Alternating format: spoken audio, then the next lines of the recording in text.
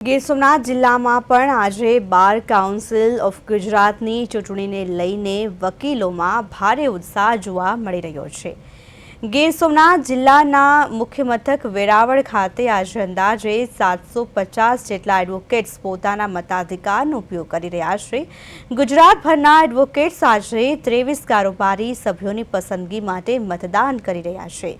મહત્વનું છે કે વેરાવળ બાર એસોસિએશન તરફથી પ્રથમ વખત એડવોકેટ SN સવાણી પણ ચૂંટણીના મેદાનમાં છે, જેને લઈને સ્થાનિક સ્તરે ઉત્તેજના વધી રહી છે।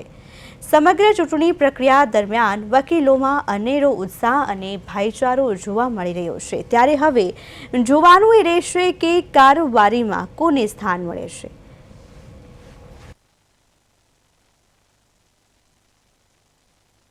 ગીર સોમનાથ જિલ્લામાં વેરાવળ ખાતેથી પ્રથમ વખત આ ઉમેદવારી થઈ રહી છે, ત્યારે વેરાવળના વકીલ મિત્રો અને ગીર સોમનાથ જિલ્લાના વકીલો મિત્રોમાં ઉત્સાહ જણાઈ રહ્યો છે અને મને વિજયી બનાવવા માટે વકીલો તનતોડ મહેનત કરી રહ્યા છે।